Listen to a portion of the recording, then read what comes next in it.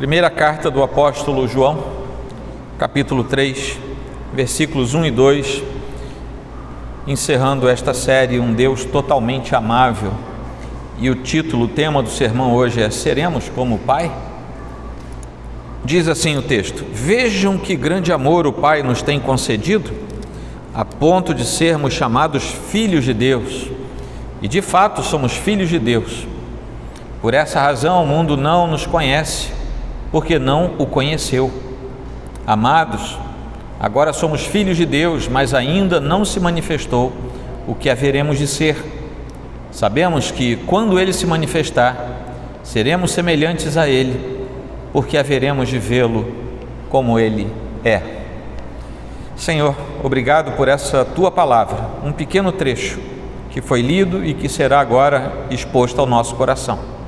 Abre os nossos olhos e permite-nos, ó Deus, cultivar em nós a graça de sermos alimentados, educados por Tua palavra mais uma vez, para a honra e para a glória do Senhor e para nosso crescimento em Ti mesmo, em nome de Jesus Cristo.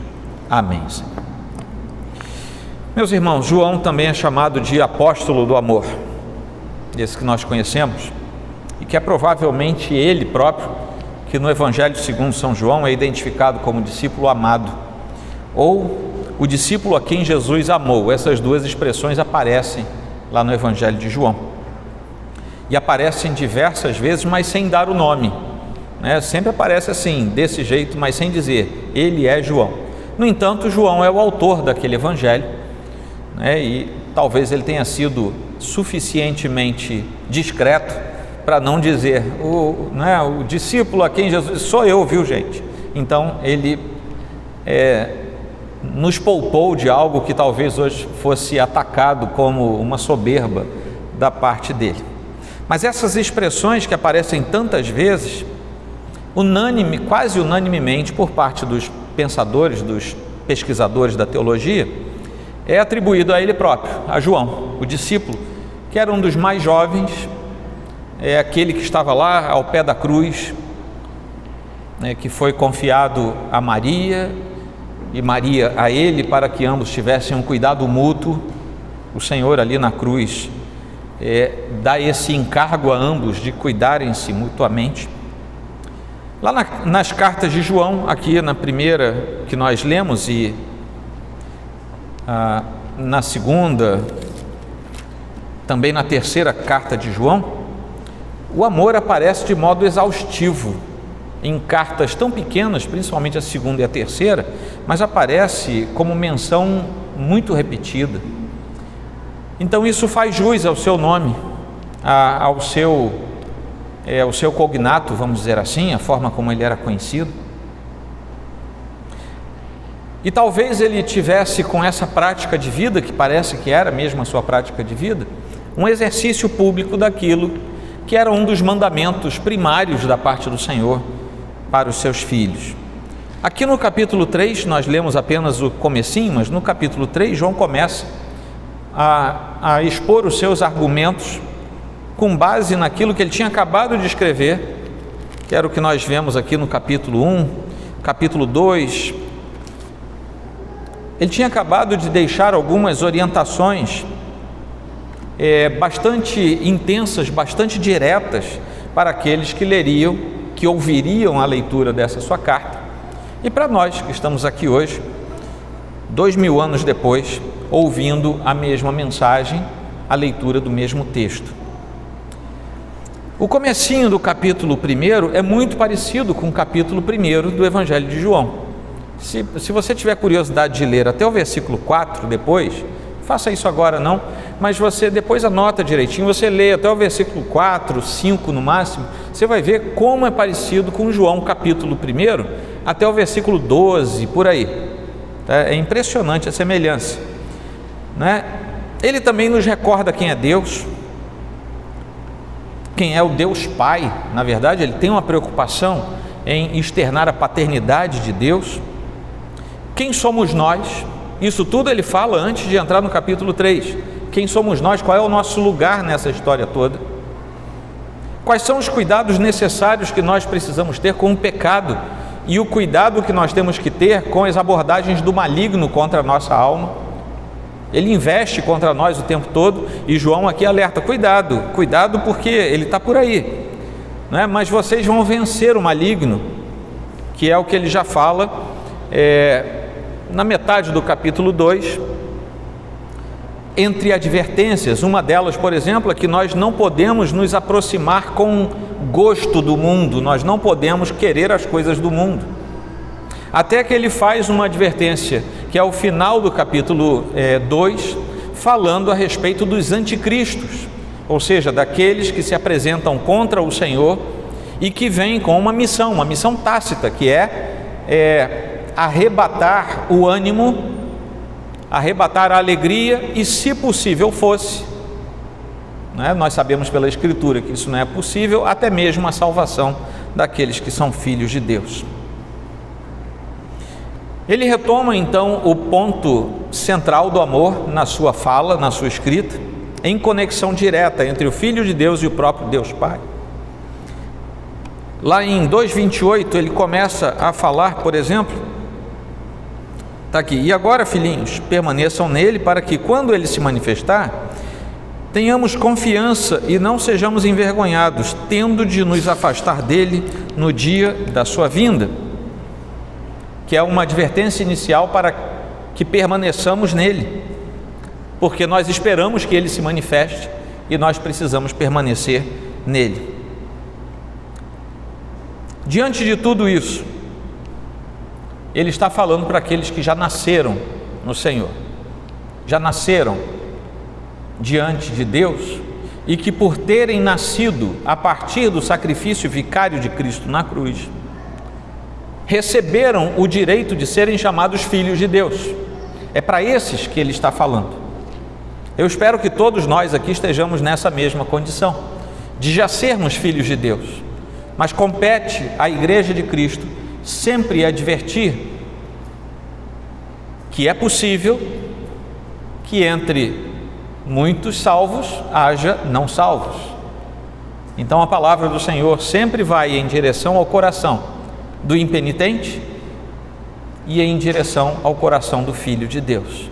Para um, a palavra de Deus vai com um senso de salvação, para outro, vai com um senso de santificação e de crescimento no Senhor. Então, com base nisso, nós vamos ver que de fato nós somos filhos de Deus. Vou ler de novo o primeiro versículo: vejam que grande amor o Pai nos tem concedido a ponto de sermos chamados filhos de Deus. E ele repete: e de fato somos filhos de Deus. Por essa razão o mundo não nos conhece, porque não o conheceu. Ora, diante dos argumentos de João, que estão ali no capítulo 1 e capítulo 2, como eu falei para vocês, nós vemos que ele avança um ponto a mais, um ponto adicional na sua escrita, na sua fala aos irmãos do primeiro século e a nós também, por inferência direta, porque aqui ele começa a aplicar o amor de Deus em relação ao princípio de que esse amor é a fonte do privilégio que temos de sermos filhos de Deus. Então, quando nós dizemos assim, nós somos filhos de Deus porque fomos salvos em Cristo, é uma verdade, mas a fonte dessa salvação é anterior à salvação em Cristo, reside no próprio amor de Deus, porque é por isso que ele começa: vejam que grande amor o Pai nos tem concedido, a ponto de sermos chamados, reconhecidos, tidos por filhos de Deus. E quando ele faz esse destaque, ele deixa claro que o amor é de Deus, ou seja, é um amor que não é deste mundo, não é um amor natural, é um amor que procede do coração do próprio Deus, é dele, é exclusivamente dele, e portanto Deus, que tem um amor que é pertinente apenas a ele, é do jeito dele, ele não ama como nós, ele ama como Deus, e por isso nós não conseguimos alcançar a dimensão do amor de Deus. Ele resolveu amar, e resolveu amar aqueles que ele escolheu, predestinou para si desde antes da fundação de todas as coisas. E se você está anotando, anote Efésios 1, depois você lê Efésios 1. Então, esse amor, que é exclusivamente dele, e por causa dele, por causa da exclusividade desse amor, independente do que nós somos ou do que viríamos a ser, ele aplica esse amor a um determinado número de pessoas, e a partir daí somos categorizados como filhos de Deus, e somos disponibilizados para a salvação no tempo e no espaço, e somos também disponibilizados para a proteção que vem da parte de Deus e se estabelece sobre os filhos de Deus. Isso é um privilégio dos filhos de Deus. Aqui no capítulo 2, nos versículos de 1 a 6, nós vemos que inclusive quando nós falhamos diante de Deus, nós não somos rejeitados por Deus, soteriologicamente falando, não somos rejeitados por Deus para a salvação que uma vez Ele já aplicou sobre nós em Cristo, por meio de Cristo, mas temos em Jesus Cristo, que uma vez tendo se oferecido, tendo morrido, consumado a sua obra de salvação por nós, agora Ele nos defende diante daquele que é o sumo juiz e que poderia dizer com toda justiça: eu não quero mais você como meu filho. Mas a Escritura diz que Cristo, que nos salvou, também se colocou diante do Pai como aquele que defende os seus filhos. No lugar do antigo acusador, agora há um defensor, e o acusador não tem mais o caminho para nos acusar, porque hoje há um advogado em nossa defesa diante de Deus todo o tempo. Então a beleza da salvação se complementa por causa do amor de Deus, no fato de que nós fomos predestinados para isso, fomos salvos por meio de Cristo e agora somos defendidos por Cristo na cruz, diante do Pai. Fomos salvos na cruz e agora somos defendidos por Jesus Cristo. Esse Filho unigênito, que é o nosso Salvador único e pessoal, através de cuja obra nós recebemos o poder de passarmos a ser qualificados como filhos de Deus. João 1, versículo 12 diz isso: a todos quantos o receberam, e aí fala de nós o recebemos, deu-lhes o poder de serem filhos de Deus, somos nós. E por essa razão é que nós podemos ler nas Escrituras a fala de Deus, dizendo coisas que só um pai diz, um pai amoroso como Deus pode dizer. De maneira alguma deixarei você, diz Deus, nunca, jamais o abandonarei, diz o Senhor. Isso está registrado em Hebreus 13, na parte B do versículo 5. O amor de Deus Pai é eterno, gera resultados visíveis em nós ainda nesta vida, mas Ele é para a eternidade. Nos alimenta com esperança todo santo dia, uma esperança viva, uma esperança duradoura, uma esperança que se renova sobre nós todo dia. Primeiramente, nós vemos que João diz que já somos filhos de Deus, desde agora, já somos filhos de Deus, e depois disso também seremos filhos de Deus. Isso é uma realidade. Quando ele escreve, falando do grande amor do Pai, versículo 1, ele diz que fomos tão amados no Senhor a ponto de sermos chamados filhos de Deus. E para o caso de alguém ter dúvida, ele enfatiza de imediato: de fato somos filhos de Deus. Então ele afirma, e eu não sei se alguém podia duvidar lá no primeiro século, com aquele enxame de gnósticos tentando invadir a igreja, eu não sei se alguém podia ter dúvida, já que, como eu falei para vocês em outros momentos, enquanto o gnosticismo tentava aprisionar as mentes pelos processos do mistério estabelecido, o cristianismo vinha para revelar as coisas de Deus. E aqui estava João dizendo: somos filhos de Deus por causa do seu amor. Realmente nós somos filhos de Deus? E essa afirmativa e a sua confirmação significam de fato que nós realmente carregamos o nome de Deus, como está lá em Efésios 3,14. Quando Deus chama para si a família, Ele dá o seu próprio nome. Somos herdeiros e co-herdeiros e ganhamos o nome do Senhor. A nossa família, a família da fé, carrega o nome e o sobrenome de Deus, porque Deus nos trouxe para dentro da sua família. Esse Deus fez isso por amor. Eu ainda não sei pronunciar o sobrenome da nossa família. Eu sei que aqui todo mundo é irmão, não é assim que a gente se trata? E deve ser verdade. E eu sei que a Escritura também diz que há um novo nome reservado para cada um de nós. E eu tenho a impressão que quando chegarmos lá na porta, dizem que é São Pedro que vai destrancar para a gente, né? Mas quando entrarmos pelas portas eternas, vamos imaginar aqui, né? Temos liberdade para imaginar, isso não é pecado não, tá? Então vamos entrar lá e alguém, não sei como, vai me dizer assim: Joel, seu nome agora não é mais Joel, seu nome é X. E eu tenho a impressão que ele vai dizer X e o sobrenome. X é o nome e Y é o sobrenome. E esse sobrenome vai ser igual para todo mundo,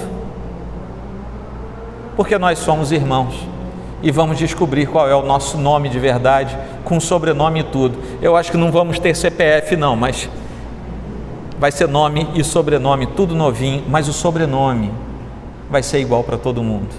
Somos da família do mesmo Pai. João encerra esse versículo com uma lembrança objetiva. Por essa razão, o mundo não nos conhece porque não o conheceu. E no versículo 13 desse mesmo capítulo, ele fala de novo: irmãos, não se admirem se o mundo odeia vocês. Nós precisamos nos lembrar que antes de ser apóstolo, antes de ser uma das colunas da igreja, João era um jovem discípulo, sempre presente durante 3 anos a tudo que o Senhor Jesus fazia diante dele. Os olhos de João, os ouvidos de João presenciaram aquilo que o Mestre fez ao longo dos 3 anos do seu ministério entre nós. E certa vez ele ouviu Jesus dizendo, ele ouviu da boca do próprio Filho de Deus o seguinte: se o mundo odeia vocês, saibam que antes de odiar vocês, odiou a mim. Se vocês fossem do mundo, o mundo amaria o que era seu, mas vocês não são do mundo, pelo contrário, eu dele os escolhi, e por isso o mundo odeia vocês. João 15, 18 e 19.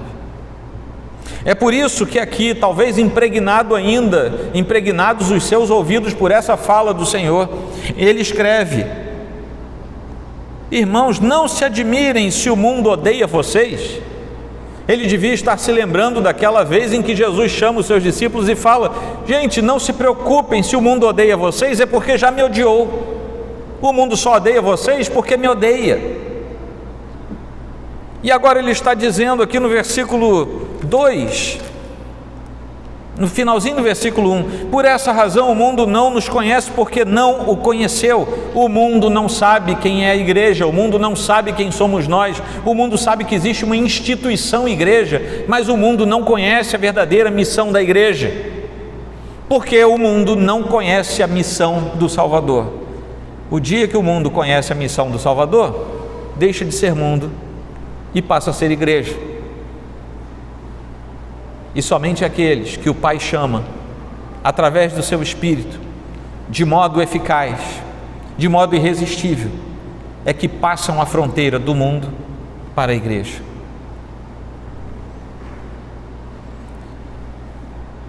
O mundo não conhecia os filhos de Deus no século I, e o mundo continua sem conhecer a igreja no século 21. O mundo não conhecia os filhos de Deus no século I porque não conhecia Deus. Não conhece os filhos de Deus do século 21 porque continua sem conhecer Deus. O mundo não entendia nada 2000 anos atrás, e o mundo continua sem entender nada agora, passados 2000 anos. Então não se surpreendam de forma alguma quando o mundo realmente não entende o que é a verdadeira igreja do Senhor. Isso é o natural, é o mundo não nos entender, não nos conhecer e nos odiar.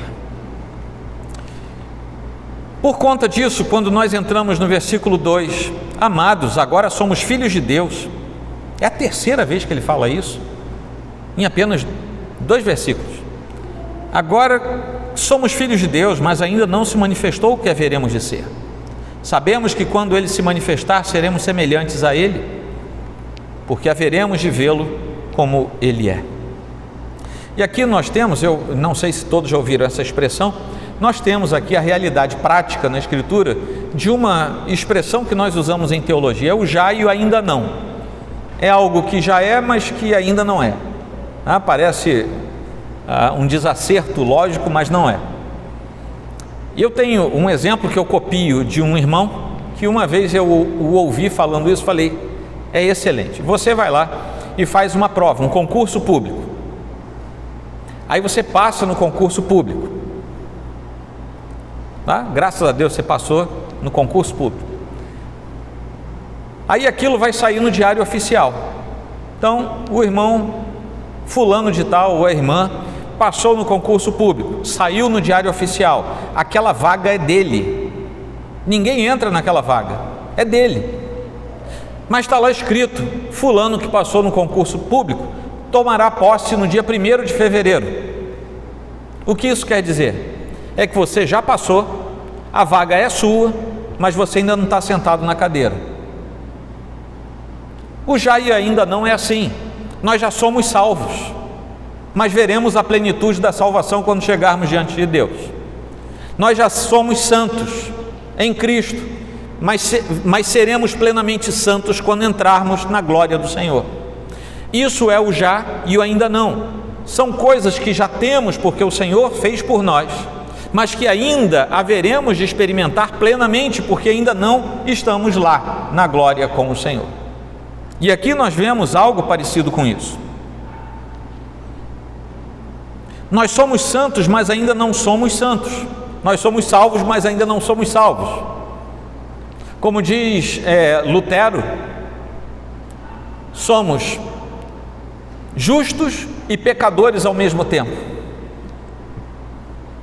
É por isso que daqui a pouco teremos um momento em que vamos dobrar os nossos joelhos, porque a despeito de crermos que fomos justificados pelo poder da cruz, nós ainda pecamos. E é por isso que temos que nos constranger diante do Senhor e pedir perdão por nossos pecados. Mas isso não quer dizer que vivamos nesta terra uma espiritualidade esquizofrênica. Não quer dizer isso. Mesmo assim, há coisas que só vamos usufruir plenamente quando chegarmos na presença santa do Senhor. No entanto, para que isso aconteça, nós temos a garantia das promessas de Deus. E pelas promessas do Senhor, nós temos a garantia de que haveremos de usufruir, de chegar e de adentrar nessa realidade. A nossa salvação em Cristo, que nos faz filhos de Deus, vai além do resgate das nossas almas, porque em Cristo nós somos transformados na totalidade do ser, na totalidade do que nós somos, no nosso todo, no nosso completo, nós somos salvos. E embora nós ainda guardemos parte da nossa natureza caída, e parte dos efeitos dessa natureza caída, o fato é que nós sabemos que seremos algo diferentes do que nós somos, mas que ainda não foi revelado plenamente como será essa futura realidade. Você pode ler todos os livros escatológicos da Bíblia, que você ainda não vai saber como de fato será. O Senhor revelou que será, mas como serão os detalhes, nós não sabemos. O Senhor guardou isso para depois. E essa realidade que virá transcende aquilo que nós vemos com os nossos olhos hoje, porque transcende aquilo que qualquer ser humano normal poderia descrever em linguagem natural. O que isso quer dizer? É que mesmo se Deus tivesse revelado as minúcias do porvir, não haveria forma de expressar aquilo em nenhum meio escrito ou falado. São coisas que pertencem ao universo de Deus e que por isso não foram descritos para nós. É por isso que você deve desconfiar fulano foi 86 vezes ao inferno e depois foi 42 vezes ao céu. Ouviu coisas que Deus não falou nem para Jesus Cristo. Gente, eu estou falando de algo que eu li, tá? Fulano foi lá no sétimo céu, não sei qual céu, e Deus contou um segredo, o pai contou um segredo para ele que nem para o filho tinha contado. Cuidado, se Deus quisesse revelar tudo, Ele teria dado um jeito de revelar como Ele revelou todas as outras coisas. Nós sabemos também que somos nascidos de Deus, e algumas coisas precisam ser manifestadas em nós como forma de confirmação da verdade de que somos nascidos de Deus. Por exemplo, praticar a justiça de Deus, que se reflete também em sermos justos neste mundo. Capítulo 2, versículo 29. É a base para eu afirmar isso. Se sabem que Ele é justo, reconheçam também que todo aquele que pratica a justiça é nascido de Deus. No versículo 10 aqui do capítulo 3 diz: nisto são manifestos os filhos de Deus e os filhos do diabo. Todo aquele que não pratica a justiça não procede de Deus, e o mesmo vale para aquele que não ama a seu irmão. Ou seja, ele aqui diz que assim é a forma de distinguir quem é filho de Deus e quem é filho do diabo. Aquele que não pratica a justiça e não ama a seu irmão não é filho de Deus. E a outra possibilidade que ele coloca aqui é apenas de ser filho do diabo. Qual é o papel da igreja? Ser santa e apregoar o Evangelho, para que aqueles que não praticam a justiça e não amam, passem a praticar a justiça e a amar, em Cristo, por Cristo, para que sejam filhos de Deus. Isso faz parte daquela tensão que vivemos o tempo todo, entre o já e o ainda não, entre aquilo que somos por natureza e aquilo que nos tornamos pela transformação da nossa natureza em Cristo, e o que seremos com a natureza plenamente transformada na eternidade. Ou seja, é a nossa natureza humana caída, perturbada pelas ações da carne e do pecado, uma natureza transformada pela ação de Deus em Cristo Jesus, mas que ainda peregrina nesta terra, e uma natureza que ainda não vivemos, mas sabemos que a viveremos porque é a promessa de Deus, que é a plenitude dessa natureza transformada quando não houver mais a peregrinação, quando tiver findado tudo e estivermos diante do Senhor. É esse processo no qual nós nos encontramos, com o qual precisamos aprender a lidar, porque estamos no segundo estágio, uma natureza transformada, mas que ainda luta, ainda precisa ser preservada. Toda vez que nos aproximamos dessa mesa, precisamos temer e tremer diante do Senhor. Todo santo dia da nossa vida precisamos nos curvar diante de Deus, para que sejamos dobrados e domados pelo poder do Senhor. Estamos no meio de um processo, somos obra inacabada, obra em andamento. Não sei se tem alguém da área de engenharia hoje aqui, mas é que nem a nossa igreja. Você olha para a igreja, é uma obra inacabada, nosso templo, né? E a gente não faz a mínima ideia de quando vai acabar, mas o fato é que um dia a gente pinta um negócio, outro dia põe um tijolinho, é uma obra inacabada. Se você quiser ajudar a acabar, você é bem-vindo. Mas estamos no meio de tudo isso aí. Só que tem um detalhe: assim como as obras físicas, terrenas, existe um projeto para nós.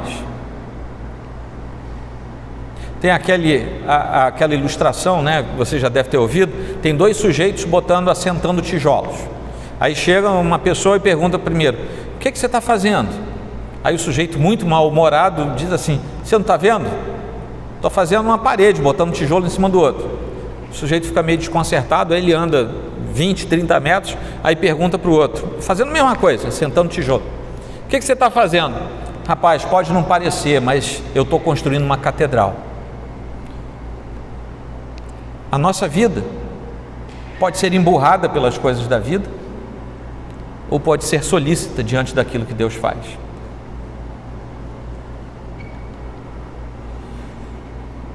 O fato é que nós somos uma obra inacabada, mas uma obra com um projeto belíssimo.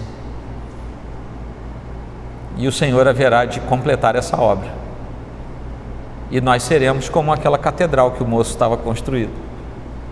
Porque não é mão humana quem nos constrói, é o próprio Espírito do Senhor. Tudo isso é obra da Trindade Santíssima em nosso favor. Nós nem imaginamos aquilo que viremos a ser ou como seremos. Não imaginamos a dimensão da glória de Deus, a glória que está reservada para os filhos de Deus. Não imaginamos isso, não temos noção. Razão pela qual Paulo, quando cita Isaías 64, versículo 4, diz assim: nem olhos viram, nem ouvidos ouviram, nem jamais penetrou em coração humano o que Deus tem preparado para aqueles que o amam. E o próprio Paulo, isso ele fala lá em 1 Coríntios 2,9, lá na mesma epístola, capítulo 13, versículo 12, ele completa essa ideia dizendo assim: porque agora vemos como num espelho, de forma obscura, depois veremos face a face. Agora meu conhecimento é incompleto, depois conhecerei como também sou conhecido. Vocês prestaram atenção na última frase? Conhecerei como também sou conhecido. E aqui vem uma das belezas da nossa teologia. Eu estou olhando para vocês, eu estou vendo cada um de vocês aí, mas eu não estou olhando vocês como Deus olha vocês, porque Deus já conhece vocês de uma tal maneira que nem vocês se conhecem até que vocês estejam na presença de Deus, porque somente então vocês conhecerão como já são conhecidos. Quando Deus olha para nós hoje, Ele nos vê através de Cristo. Ele não nos vê através da luz. Eu olho para vocês, eu tenho um choque de refração de luz, e o que eu vejo aqui nada mais é do que meu cérebro talvez me enganando e eu vendo um monte de... deixa isso para lá, mas é refração de luz. Na verdade, a gente é iludido com aquilo que vê, e a gente ainda recebe tudo de cabeça para baixo, e depois o cérebro põe de cabeça para cima.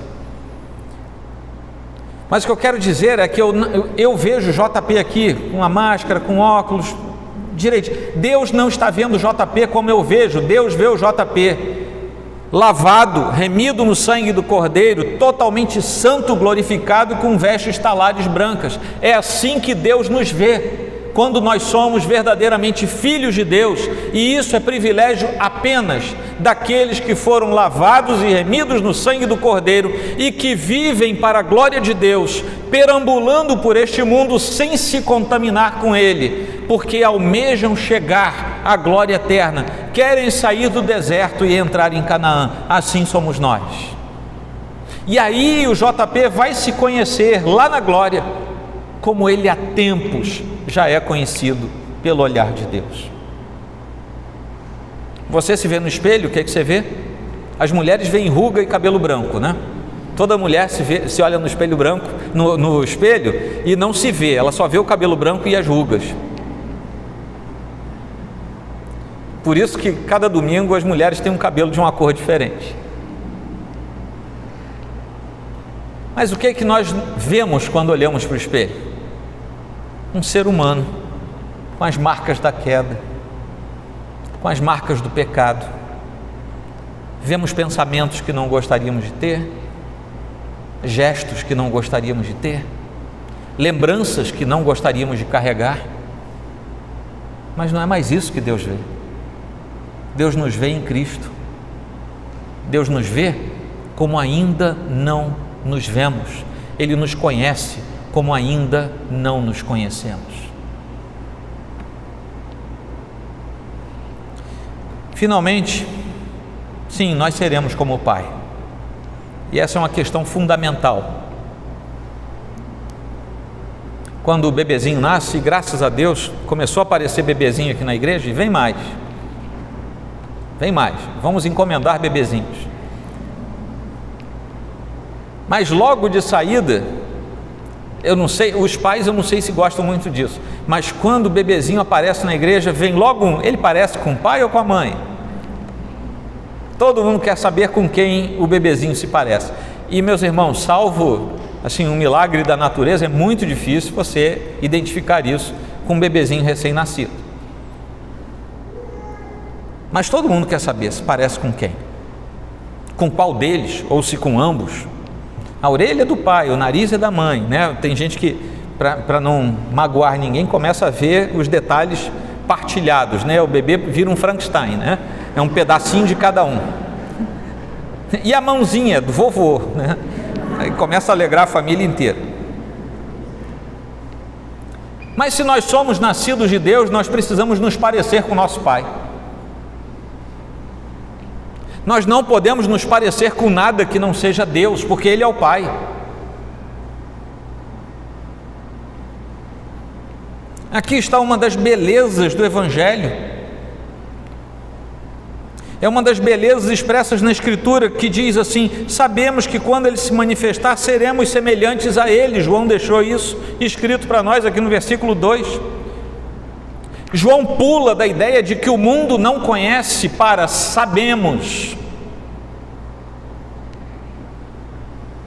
O mundo não conhece, nós conhecemos, nós sabemos. E sabemos que quando Ele se manifestar derradeiramente, o que nós vamos ver é o Pai que nós vamos reconhecer, porque temos a cara do Pai. Só que isso está escondido de nós, mas nós sabemos que é assim, só que ainda não vimos. É o já e o ainda não, mais uma vez.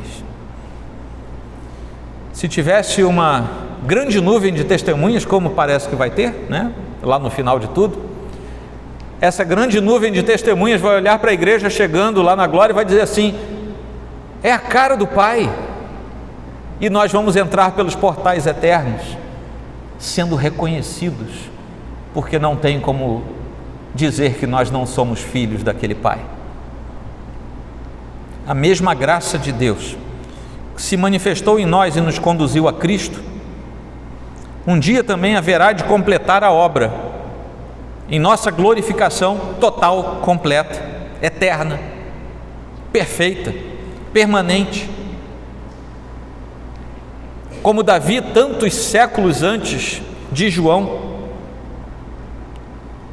deixa registrado lá no Salmo 17, versículo 15, nós podemos e devemos orar todo dia, numa esperança escatológica, numa esperança do fim de tudo, dizendo como Davi disse assim: eu, porém, na justiça contemplarei a tua face, quando acordar, me satisfarei com a tua semelhança.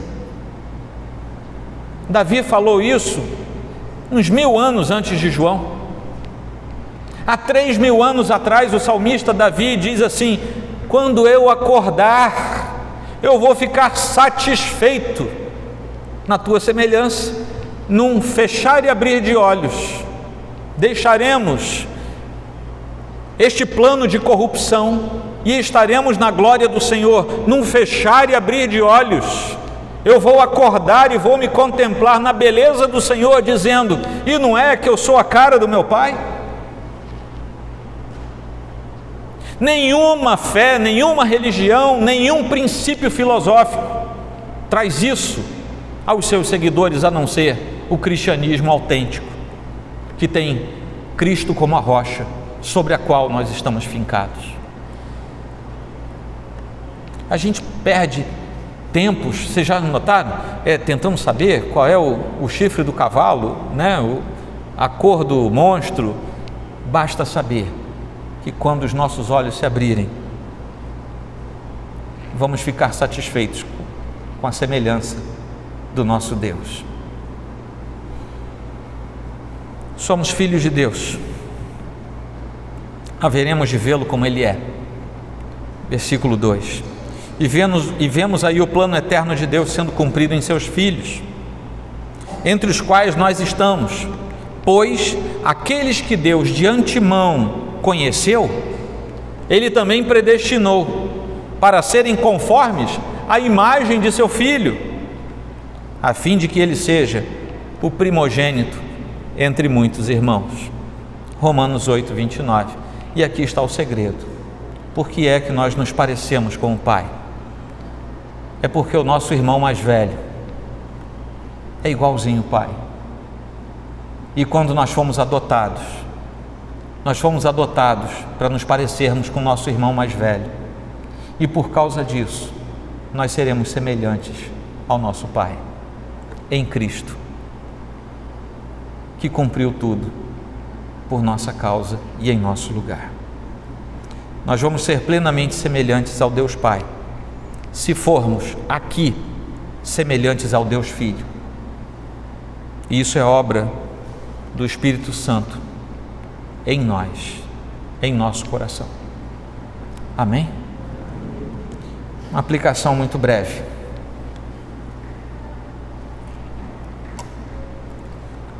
Popularmente se diz por aí que todo mundo é filho de Deus.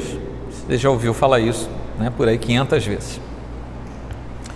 Mas no texto que nós lemos e explanamos e explicamos hoje, somente aqueles que são chamados em amor por Deus se tornam seus filhos. Somente esses. Isso é uma nova condição, é algo novo. Tornar-se filho de Deus não é algo natural, é algo que se alcança, mas não se alcança por seu próprio mérito. Se alcança porque Ele próprio nos chama e Ele próprio nos torna seus filhos. É uma nova condição. Nós nascemos numa condição de afastamento, de pecado, mas o Senhor nos chama e nos faz nova criatura nele. Então, não são todos filhos de Deus, apenas aqueles que são tornados filhos de Deus pelo poder do próprio Deus. Segunda aplicação: a verdade é que você pode ser filho de Deus. E por isso o convite de hoje é simples e muito objetivo. E o convite é: seja filho de Deus e usufrua do seu amor. Esse é o convite. Eu tenho uma notícia boa e uma ruim. Qual que vocês querem primeiro? A ruim? A ruim é que você não vai conseguir fazer isso sozinho. E a boa é que se você sente no seu coração que algo está acontecendo dentro de você, a partir da exposição da palavra, da Escritura Sagrada, o fato é que você provavelmente está sendo chamado pelo Senhor para a salvação. E se assim for, não resista. Como eu sempre digo aqui, a frase mais calvinista, mais reformada que eu conheço, é proferida usualmente pela boca dos meus irmãos pentecostais. Ou você vem, como é que é? Todo mundo sabe. Ou você vem pelo amor ou vem pela dor. Você vem de qualquer jeito. Se o Senhor trouxer você, você vai vir de qualquer jeito, né? Aí faz sentido aquela ideia: é melhor entrar cego ou perneta no reino de Deus do que ficar nesse mundo com as duas pernas e com os dois olhos. Se você sente que o seu coração balança, e talvez você não seja um neófito, talvez você seja alguém com experiência nos bancos de igreja, não resista, porque estar sentado em bancos de igreja há 10, 20, 50 anos não garante a ninguém a salvação da sua alma.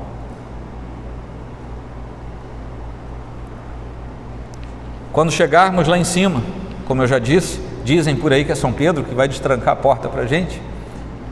Quando chegarmos lá em cima, Ele não vai pedir, o Senhor não vai pedir a nossa carteirinha de membro.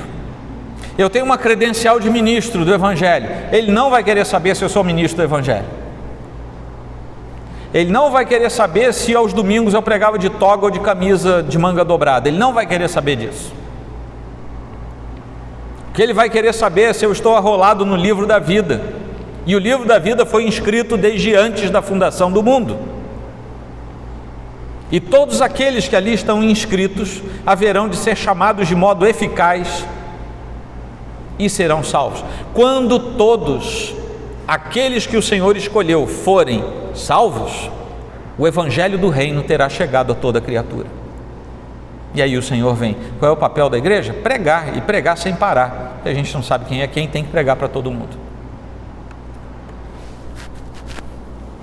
Não podemos tomar decisões por ninguém. Eu não posso tomar decisões por você, e para falar a verdade, nem você consegue tomar uma decisão pelo Senhor Jesus. Você não consegue. A nossa natureza nos empurra para longe de Cristo. Mas se Deus tocou o seu coração, o melhor que você tem a fazer é se render a esse toque no seu coração. Que, por enquanto Ele está chamando pelo amor, Vai que os irmãos da Assembleia estão certos, depois Ele vai chamar pela dor. Então é melhor chegar na hora do amor. Terceira e última aplicação. Nós ainda não sabemos o que tudo isso significa na sua totalidade. Não sabemos. Podemos pensar, podemos meditar, mas o fato é que o Senhor não revelou completamente o que tudo isso significa daqui por diante. Mas uma coisa nós sabemos: tudo o que nos espera é infinitamente melhor do que tudo o que nós possamos pensar ou imaginar. E na confiança que devemos depositar nas promessas do Senhor, nós precisamos entender que se o Senhor preparou para nós, se o Senhor vindicou cada um de nós para si mesmo, se o Senhor já foi diante de nós para preparar o nosso lugar, se nós temos as descrições a respeito do que será, e desse todo que será, nós temos breves lampejos ainda aqui nesta terra, temos que nos convencer pelas promessas do Senhor, que tudo que encontraremos na eternidade com o Senhor é infinitamente melhor do que aquilo que nós podemos imaginar ou sequer pensar.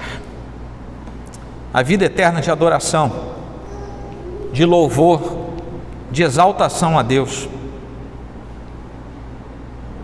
terá participação pela eternidade de cada um dos filhos de Deus, daqueles que se parecem com o Pai. Aqueles que estarão na glória são exatamente aqueles que se parecem com o Pai. Amém? Vamos orar. Silencie um pouquinho e daqui a pouquinho eu oro com você.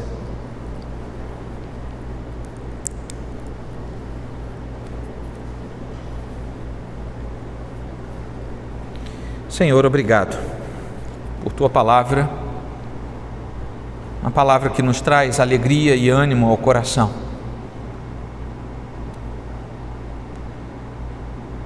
Uma palavra que nos faz lembrar das Tuas promessas e nos faz imaginar, ó Deus, como será bom estar definitivamente diante do Senhor.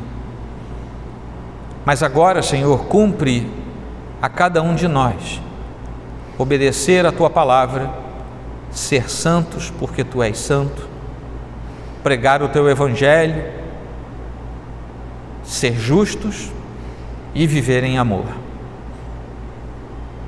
Essa é a tua ordem para nós hoje, que somos teus filhos, que vivemos esse já, mas que ainda não vivemos o ainda não, que está reservado para nós, para os teus filhos, aqueles que se parecem contigo e que desde já carregam o nome da família do Senhor.